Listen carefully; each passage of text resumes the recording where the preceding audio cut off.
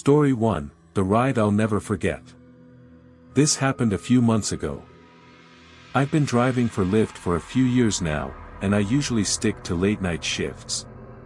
The roads are quieter, and the tips are better. But there's a trade-off. Every once in a while, you get a story that sticks with you. And not in a good way. I've always thought of myself as careful. I've dealt with my fair share of odd passengers. But nothing, even came close to what I'm about to tell you. I didn't have a dash cam at the time. That night is the reason I installed one. It started off normal enough, just me, the quiet streets, and the odd sounds my car would occasionally make.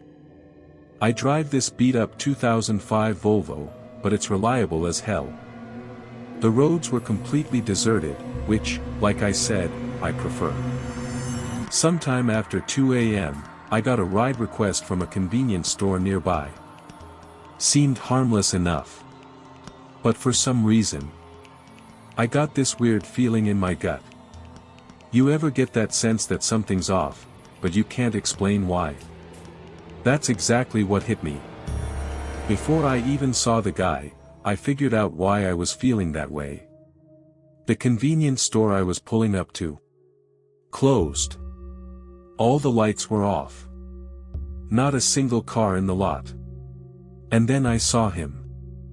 I made sure to drive slowly so I could get a good look. He was pacing outside the store, wearing this ratty hoodie that looked like it hadn't seen a washing machine in years. Not kidding, there was a literal hole in the sleeve. His movements were jerky, like he couldn't stand still. And he kept glancing over his shoulder like he thought someone was after him. If I had to guess, he was on something. I probably should have canceled the ride and driven off. I even hovered my finger over the cancel button. But I didn't. For whatever reason, I unlocked the doors. He slid into the back seat without saying a word. I regretted at the moment I took my foot off the brake. Most people either scroll on their phones or stare out the window. But not him. He just sat there, staring at me through the rearview mirror. Not blinking. Not looking away. Just staring. I tried not to look back, but I caught his eye a couple of times. He looked angry. And that was unsettling. I tried to ignore it and turned on the radio to break the silence. I don't even remember what station it was. But the second the music started playing, he snapped. "Turn it off," he growled. His voice was deep and raspy, immediately gave away that he was a smoker. It caught me off guard, and I jerked the steering wheel a little. I resisted the urge to look at him and just did what he asked, gripping the wheel tighter. We drove in silence for a while. I thought maybe, just maybe, he'd stay quiet until his stop. That's what I was hoping for. But then he spoke. I remember it like it was yesterday. He asked, "You ever pick up someone you shouldn't have?" That question hit me like a brick. I let out this awkward laugh and said, "Well, I hope not." Trying to keep it light. He didn't react. He just leaned back and muttered something I couldn't hear. Then, out of nowhere, he started talking about how he used to be an Uber driver. He said he quit after some punk stole stuff from his car. He was slurring a little, so I didn't catch everything, but I got the gist. I glanced at him in the mirror. He was smiling. That's what really got me. He was smiling the whole time he talked about it. A normal person doesn't smile while telling a story like that. He finished by saying, "It's funny how much trust you put in someone sitting right behind you." That's when the fear really kicked in. I started seeing him less as a messed up passenger, and more like a threat. But there wasn't much I could do. My pulse picked up. I kept my eyes on the road, my mind spinning. I stared at the GPS like it was some kind of lifeline. But the guy just kept talking. Most of it was gibberish. Some of it was disturbing. Eventually, he started apologizing, to someone. Not me. He kept whispering things like, "I didn't mean it." Over and over again. I didn't say a word. Didn't want to set him off. We were only a few minutes from his stop when he suddenly snapped out of his haze and shouted, "You missed the turn." I didn't miss it. The GPS showed we were still on track. But I slammed the brakes anyway, mostly out of fear. He demanded I pull over. So I did. My hands were shaking. I just wanted this nightmare to end. As soon as I shifted into park, headlights appeared behind us. A police car. I said a silent prayer. The cruiser crept down the road, its spotlight sweeping over my car. The guy in the back seat slouched down, trying to stay hidden. He lay flat across the seat, eyes closed. I turned my head. He looked like he was pretending to be asleep. I looked away quickly, trying not to breathe too loud. He stayed like that, for an uncomfortably long time. I wanted to ask him to get out, but I stayed quiet. Eventually, he lifted his head and said, "You got lucky." Before I could respond, he opened the door and disappeared into the dark. I ended my shift right then and there. I was too shaken to keep driving. A few weeks later, I saw something on my phone that made my blood run cold. A news article. A convenience store had been robbed the night I picked that guy up. 2 blocks away from where I got him. Makes me sick to think I was inches away from a dangerous criminal. I still haven't told the police. I've got my reasons, personal stuff. But ever since that night, I'm way more careful about who I let in my car. Story 2, The Call That Changed Everything. My name is Luke.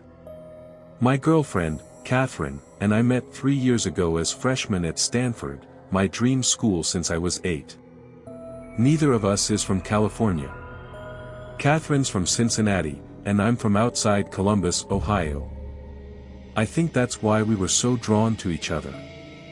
People from similar places tend to connect more easily. Stanford isn't a huge school, but most of the students are from California, so being from the Midwest definitely made us stand out. One tradition we created is splitting Christmas between our families. Catherine's popular with my relatives, so her presence is always welcomed, expected, even. Since her house is only a 2-hour drive from mine, we decided to spend Christmas Eve with my family, who celebrates on the night before, and then drive through the night to her place for Christmas Day. Until I met Catherine, I didn't realize that most families celebrate Christmas on the day itself, not the night before. But oddly, my favorite part of the holiday isn't Christmas Eve or Christmas Day. It's the late-night drive. It's become its own tradition, one we both look forward to every year. The first time we did it remains one of my favorite memories with her. The quickest route from my house to hers doesn't take us on a major highway, it's mostly quiet back roads, just fields, trees, and the occasional distant farmhouse. Since we usually leave late at night, we rarely see other cars. It feels like the world is asleep, and it's just us. Don't laugh, but we always blast Juice WRLD during the drive. His music has been a shared obsession since we met. I know it's a little cringy, but something about singing the lyrics together feels special.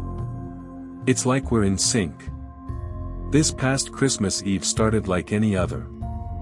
After a night with my extended family, we packed up my car around midnight and hit the road. The snow was falling lightly, and the roads were deserted. With the music blasting and the heat cranked up, everything felt perfect. But then, everything changed in an instant. As I was driving, my phone rang, interrupting the music. It was an unknown number. I looked down, irritated, and ignored it. Probably a scam call, right? Catherine joked about how committed these call center people must be to call on Christmas Eve, and I laughed. But then, a few minutes later, my phone rang again, another unknown number. I sighed and let it go to voicemail. Catherine raised an eyebrow but didn't say anything. I showed her the number, and she said, "That's so weird." I shrugged it off, and the music resumed. But less than 2 minutes later, my phone rang again. I was really frustrated by this point. I cursed under my breath, grabbed my phone, and answered, ready to tell whoever it was to leave me alone. I probably startled Catherine, as her body tensed up. I barked, "Hello," expecting the usual scam script. But instead, I heard nothing. I turned the volume up in the car, and then I heard faint static from the other end of the line. Just as I was about to hang up, a man's voice spoke, someone I didn't recognize. "Hello, Luke." I nearly swerved off the road. My body went cold. The man continued, reciting personal details, my full name, my address, things about my life that no stranger should know. My mind was racing, trying to figure out what was going on. I wanted to pull over, but I kept driving. I felt like I was in a trance. After a tense pause, I finally asked, "What do you want?" The man paused again, and then delivered the words that made my blood run cold. "I'm not here for you. I'm here for Catherine." Hearing her name was 100 times scarier than hearing mine. The horrified look on Catherine's face told me she was just as freaked out. I blurted out that I didn't know any Catherine, that he must have the wrong number. The man chuckled and said, "She's sitting right next to you." That was too much. I pulled over on the side of the road, my hands shaking.